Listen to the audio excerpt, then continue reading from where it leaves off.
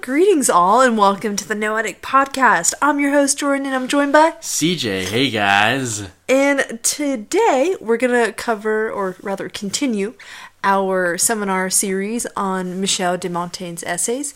And today we're covering chapter 22 titled One Man's Gain is Another Man's Loss. So like any good Montaigne essay, he starts off with a story.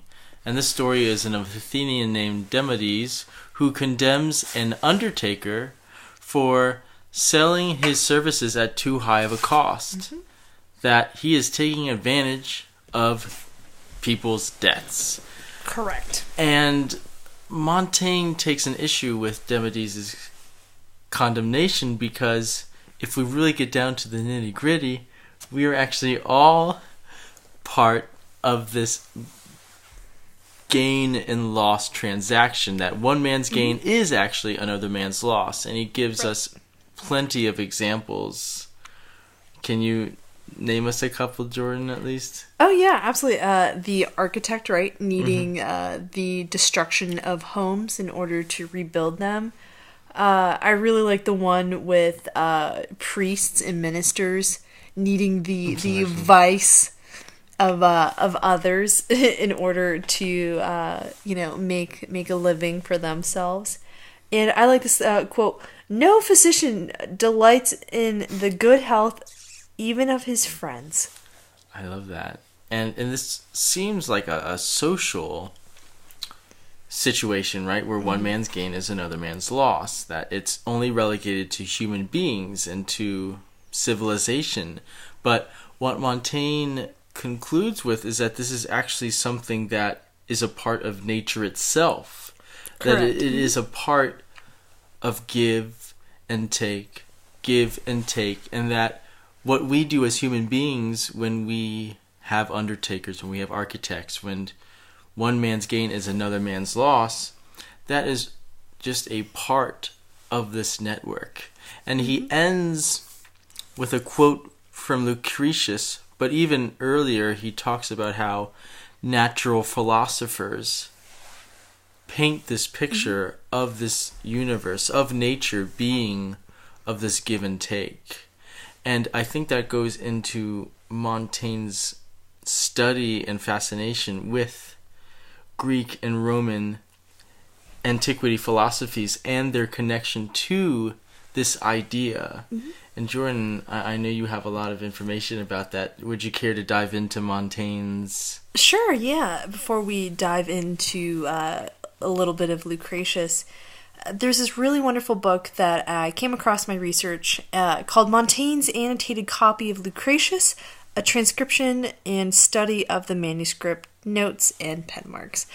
And essentially, Montaigne most likely read Lucretius in his work, the De Rerum Natura, probably at the age of 31. Okay. And so in his 1580 edition of essays, he cites Lucretius 48 times.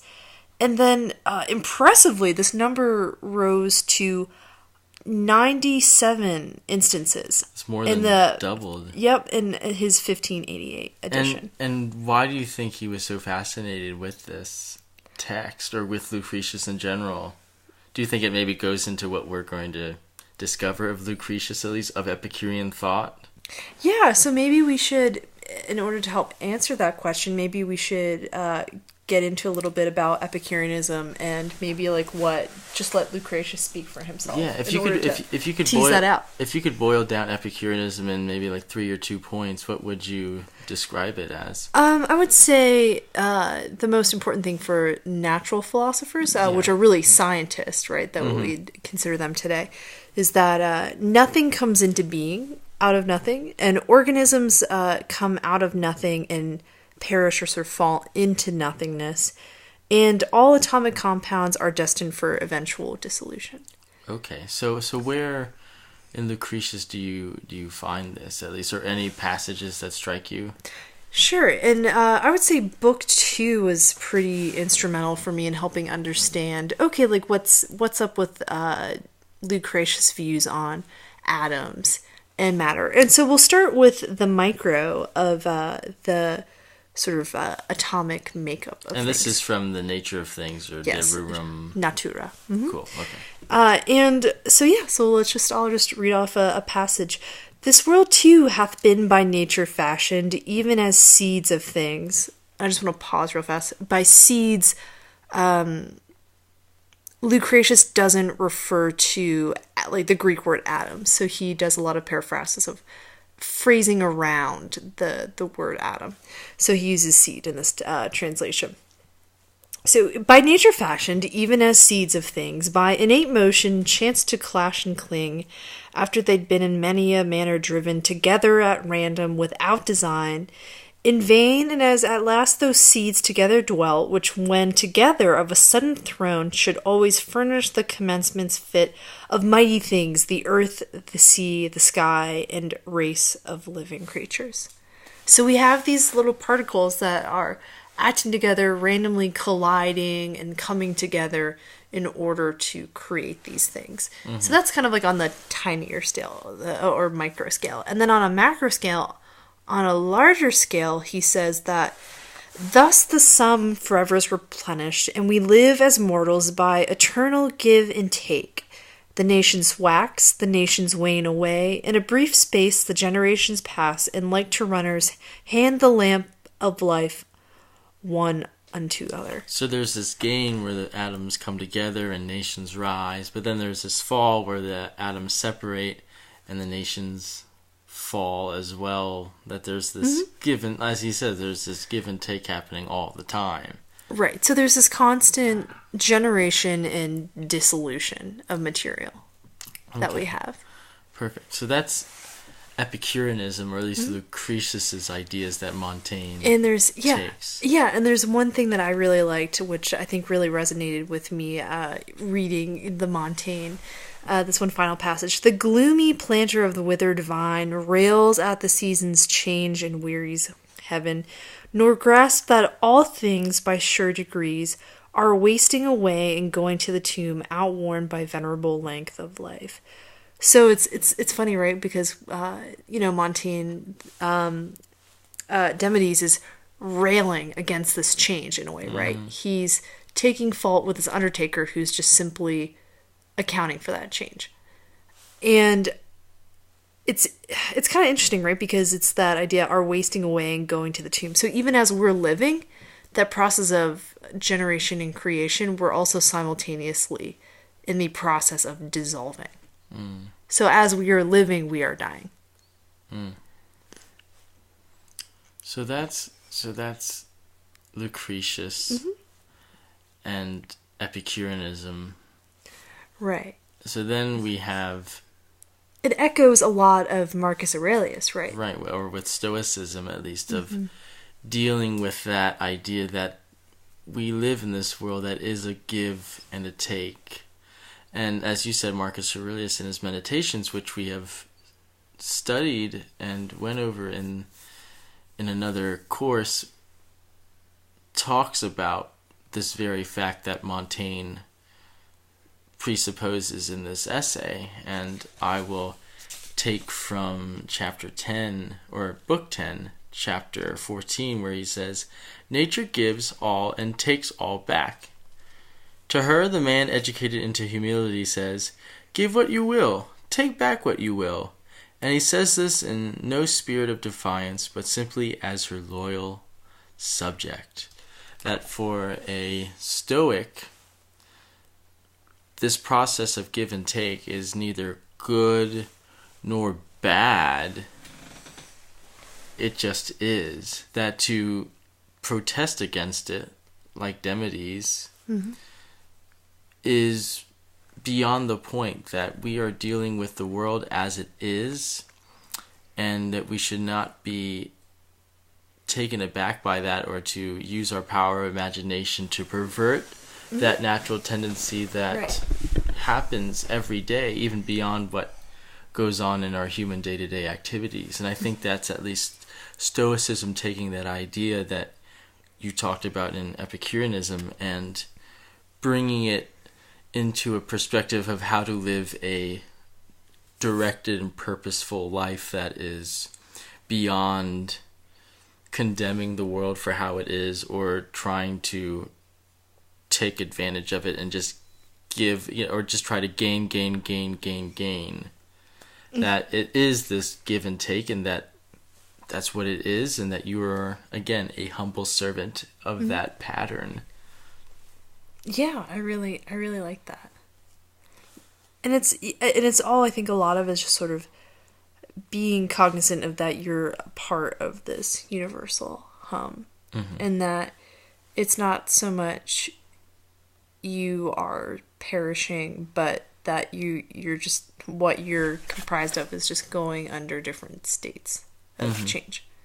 Yeah, and I think that's what Montaigne is getting at least in this essay, is that we can take that. I like your idea of taking it from a micro and a macro level, at least in Lucretius's sense, of atoms to the world, or I guess civilizations, where we can take it maybe like on a micro level, it's just our human day-to-day interactions, which Montaigne is talking about. But then he says, well, actually, if you look at it from a macro level, which is nature itself, this is how the world works. Right. And with that, we can see it in Epicureanism, we can see it in Lucretius, we can see it in Stoicism, like Marcus Aurelius, and that is, if you're complaining about that, you're just complaining about what the world actually is, and that perhaps that's not really a good way to go about things. Yeah, and I think this one particular quotation from Marcus Aurelius, I really appreciated. The parts of the whole, everything, I mean, which is naturally comprehended in the universe, must of necessity perish, but let this be understood in this sense, that they must undergo change. So that there's like this necessity, right? There's this sort of natural sort of hum or beat that everyone has to sort of fall into time with, right?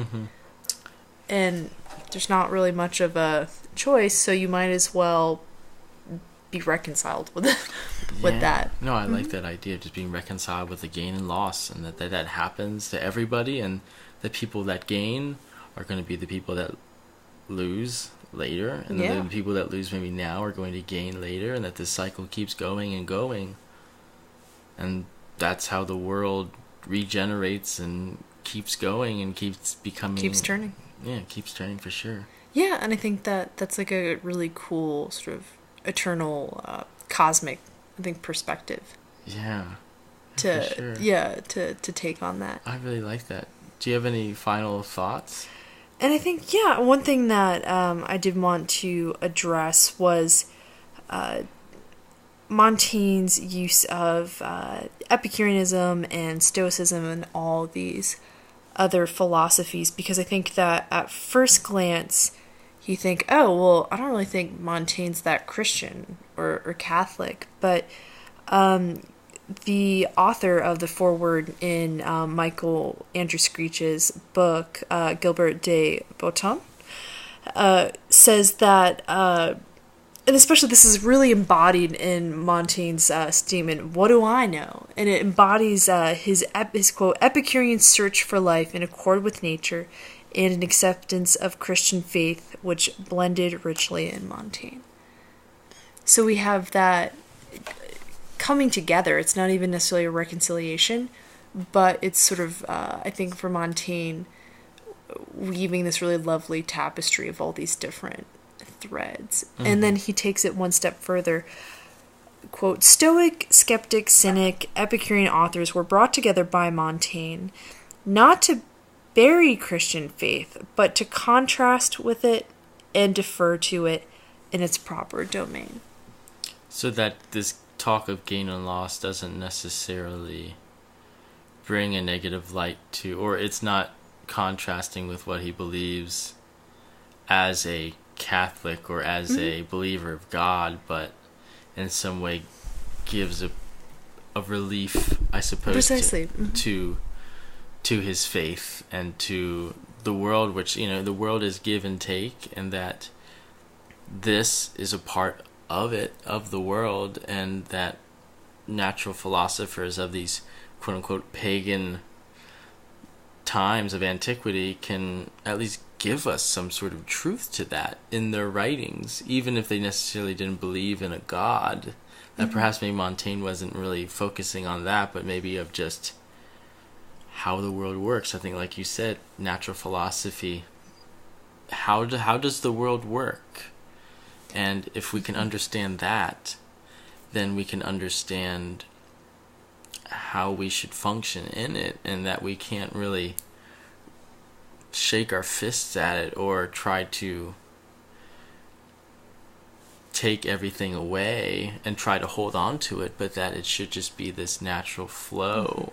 Yeah, and I think that the biggest takeaway for me, at least with this, was the fact that Montaigne uses these threads not necessarily to create one singular picture, but to, I think, call to our attention just how deeply nuanced and enriched, like, that all these sort of narratives can fit together to give us, I think, a deeper understanding of the world around us and how we interact with it.